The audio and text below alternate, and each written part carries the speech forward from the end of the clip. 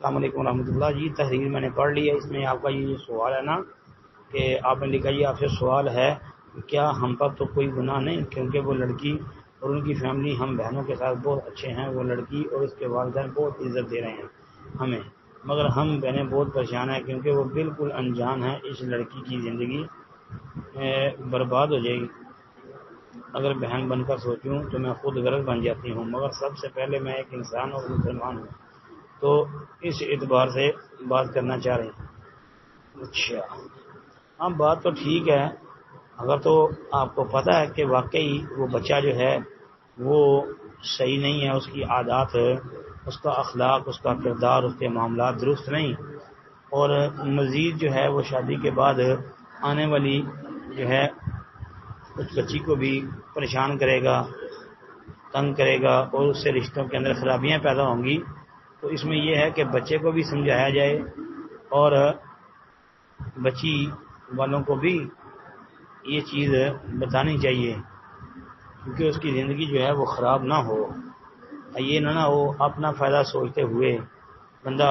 کسی کی بیٹی کی زندگی برباد کر دے۔ جب آثار آپ کو نظر آ رہے ہیں تو پھر تو آپ کو اس چیز کا خیال کرنا چاہیے نا۔ اب دیکھیں، کوئی بندہ یہ تصور کرتا ہے کہ میری بہن یا بیٹی وہ کسی ایسی جگہ اس کی شادی ہو، نکاح ہو جائے یا کیا جائے یا کرنے کا ارادہ ہو، جو آگے لڑکا جو ہے وہ بری خصلتیں اس کے اندر پائی جاتی ہوں، بری عادات پائی جاتی ہوں، گالی گلوچ اور جناب اور ہر طرح کی خرابی اس کے اندر موجود ہو، کوئی بندہ یہ نہیں چاہتا کہ میری بہن بیٹی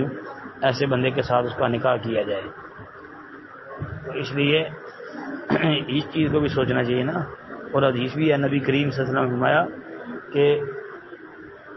مومن تو وہ ہے نا جو اپنے لیے پسند کرے، اپنے مسلمان بھائی کے لیے بھی وہ پسند کرے، اپنے لیے ہم اچھا پسند کریں اور دوسروں کے لیے، تو اس بات کا خیال رکھنا چاہیے۔ السلام علیکم ورحمۃ اللہ جی۔ وعلیکم السلام ورحمۃ اللہ وبرکاتہ۔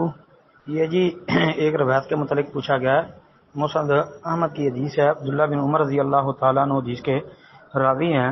من استطاع ان یموت بالمدینہ فلیمت لہا فانی اشفع لمن یموت بها۔ یہ روایت ہے مسند احمد اور حدیث کی کئی کتابوں میں یہ روایت موجود ہے۔ اس کے متعلق پوچھتے ہیں، نبی کریم صلی اللہ علیہ وسلم نے فرمایا جو شخص مدینہ میں فوت ہو سکتا ہو تو اسے اسی میں فوت ہونا چاہیے، کیونکہ جو شخص اسی ہی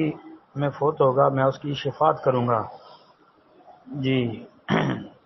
کہتے ہیں یہ حدیث صحیح ہے جی۔ یہ مسند احمد کے اندر یہ جو روایت ہے اس کی سند ٹھیک ہے۔ مسند احمد میں امام احمد بن حنبل رحمۃ اللہ علیہ نے مسند میں علی بن عبداللہ المدینی رحمۃ اللہ علیہ کی سند سے یہ روایت درج کی ہے۔ علی بن عبداللہ المدینی حدثنا معاذ بن ہشام حدثنی ابی عن ایوب عن نافع، اچھا، عن ابن عمر، تو یہ سند کو مسند احمد کے محقق نے بھی بخاری کی شرط پر صحیح قرار دیا ہے۔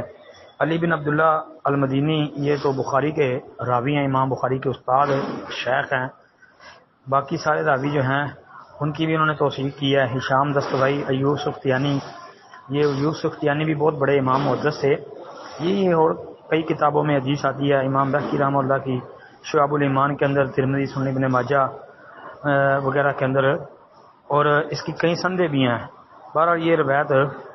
صحیح ثابت ہے جی۔ السلام علیکم ورحمۃ اللہ۔